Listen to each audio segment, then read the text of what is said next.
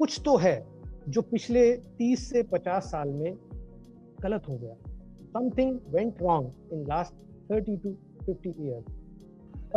जब हम macro level पर देखते हैं तो डेफिनेटली ये सारे फैक्टर्स, फैमिली स्ट्रक्चर का चेंज होना, हालात का चेंज होना, मार्केट सेंट्रिक होना, ये सारे अपने आप में प्ले में आते हैं। बट कहीं ना कहीं बच्चे के मन में और साइक में जो चेंजेस आ रहे हैं वो मैक्रो से ज्यादा, मुझे मेरे अनुभव में जो मैंने देखा, माइक्रो लेवल से प्रभावित हुए। तो वो मैं आपसे अब कुछ शेयर करूंगा। एंड डेफिनेटली आज की इस टॉपिक को डिस्कस करने का पर्पस ये था कि हमारा सबका पर्सपेक्टिव मैच हो। तो यहाँ एक छोटी सी स्टडी मैं आपसे शेयर कर रहा हूँ। ये स्टडी सन 2015 में हुई, अमेरिका में हुई, अमेरिकन बैकग्राउंड की ये स्टडी है, जिसमें 14 से 20 साल के बच्चों के ऊपर एक रिसर्च किया गया और 4 तरह के बिहेवियर पे उनसे सवाल पूछा गया। पहला, first behaviour was night out with friends without permission. Night out with friends without permission of the parents.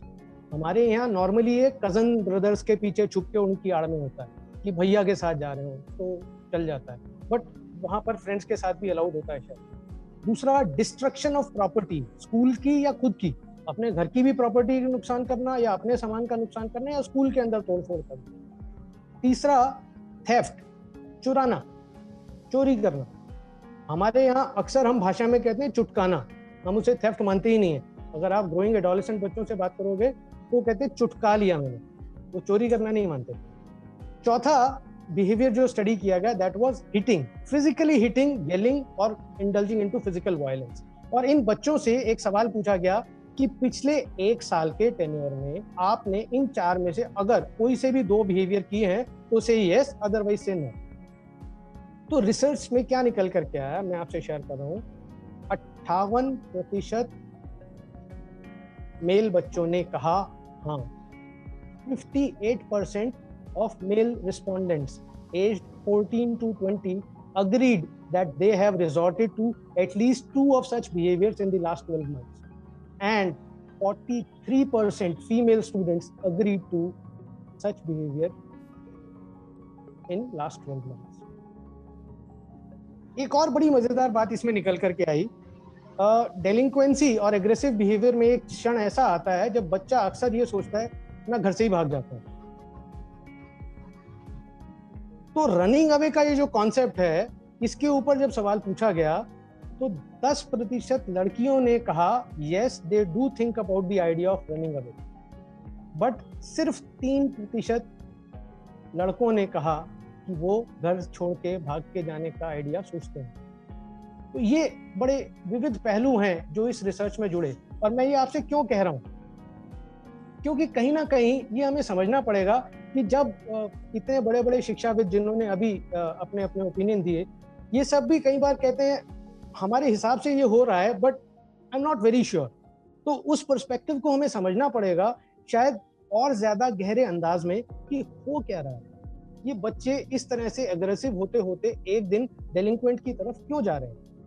तो मैं सबसे पहले अगले कुछ मिनट देता हूँ जो साइंटिफिक पर्सपेक्टिव है, जो रिसर्च या जो स्टडीज हुई इस पर, मैं उसके बारे में आपको एक एक लाइन में कुछ बताता हूँ। सबसे पहला स्टडी डेलिंक्वेंसी के बारे में जो हुआ वो अगर मैंने अपनी रिसर्च में पढ़ा तो सन 1690 का पहला रेफरेंस आता है, जहां पर यह माना जाता था कि बच्चा बिगड़ता है जादू टोने की वजह से, किसी ने कोई जादू कर दिया। और हमारे घरों में भी ऐसे रियल एग्जाम्पल मिल जाएंगे जहां माँ बाप मानते हैं हमारा बच्चा तो देवता तुल्य है और उससे ऐसा व्यवहार किसी ने करवा लिया, किसी ने बहका दिया, किसी ने कुछ खिला दिया।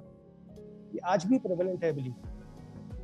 दूसरा जो स्टडी आया that was somewhere around early 1800s, तो वहां पर आया रैशनल चॉइस बिहेवियर। ऐसा माना गया कि इंसान के दिमाग में एक हेडोनिस्टिक प्लेजर यानी थोड़ा सा किक देने वाले काम या किसी भी तरह से खुशी प्राप्त करने वाले काम की तरफ रुझान रहता है।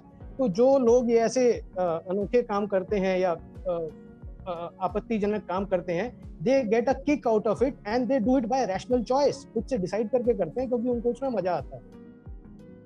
फिर उसके बाद और जैसे जैसे विज्ञान का विस्तार हुआ, तीसरी थ्योरी आई कि शायद डेलिंक्वेंसी या aggressive behaviour it is a genetic trait, ये हमारे जीन्स के अंदर है और जीन्स के कारण ही कोई बच्चे बिगड़ते हैं, कोई नहीं बिगड़ते।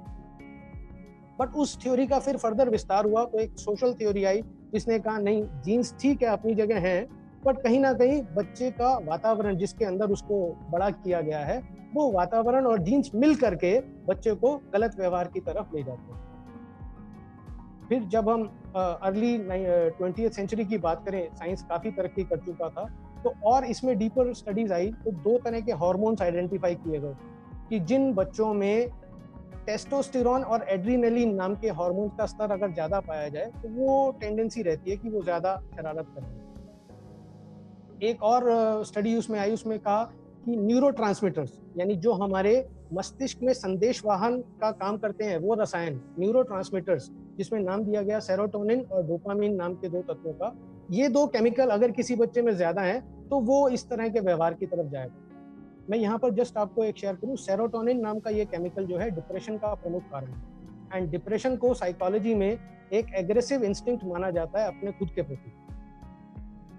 इसी तरह से डोपामीन एक ऐसा केमिकल है जो हमारे ब्रेन में संदेश वाहक का काम करता है, बट ये हमारे पॉजिटिव बिहेवियर्स, यानी जिसमें हम बहुत खुश होते हैं, उस चीज के अनुभवों को अनुभव करने का मौका देता है। तो किक मिलना, किसी चीज को करके एक किक मिलती है, जब इस तरह का व्यवहार आता है तो अक्सर एक ये डोपामिनर्जिक बिहेवियर कहा जाता है। इसी को शायद आजकल के बच्चों की भाषा में कहूँ तो केमिकल लोचा भी होता है। तो ये बायोलॉजिकल थ्योरी जो है केमिकल लोचे से कंपेयर कर सकते हैं कि जब दिमाग में कोई केमिकल लोचा है तो हो सकता है। फिर जब साइकोलॉजी के विज्ञान का विस्तार हुआ सन 1910 के बाद, तो साइकोलॉजिस्ट ने एक बीमारी भी ढूंढी जिसका नाम उन्होंने दिया एग्रेसिव सोशल पर्सनैलिटी डिसऑर्डर, और उसको बकायदा एक पर्सनैलिटी डिसऑर्डर की तरह से, बीमारी की तरह से पहचान मिली।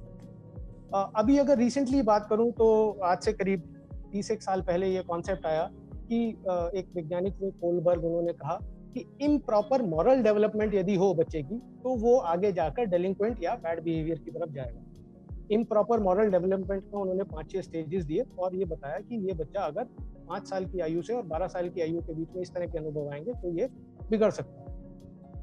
फिर उसके बाद एक और रिसर्च आई सन 2004-5 के आसपास, जिसमें एक नया कॉन्सेप्ट आया इंटरपर्सनल मैच्योरिटी लेवल, आई लेवल कहते हैं इसको, कि अगर आपस में व्यवहार करने की क्षमताओं में इसके 7 लेवल्स हैं, लेवल 3 और लेवल 5 के बीच में कुछ गड़बड़ हो जाए तो बच्चा बिगड़ सकता है।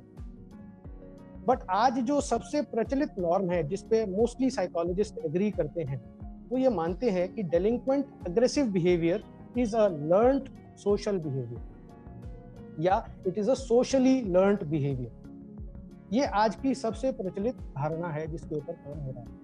तो अलग अलग वैज्ञानिक पहलू डेलिंक्वेंट एग्रेसिव बिहेवियर के बारे में थे, वो मैंने आपको बताया, पर मेरा पर्पस इस वर्कशॉप का नहीं है कि मैं आपको वैज्ञानिक पहलू बताऊं, बिल्कुल नहीं। मैंने जैसे आपसे कहा था, मैं अपने अनुभव आपसे शेयर करने आया हूँ आज यहाँ। तो मैंने अपने 18 से 20 साल के अनुभव में डेलिंक्वेंट एग्रेसिव बिहेवियर को कैसे स्टडी किया, मेरे हिसाब से मेरे अनुभव में ये बिहेवियर कैसे होता है और क्यों होता है,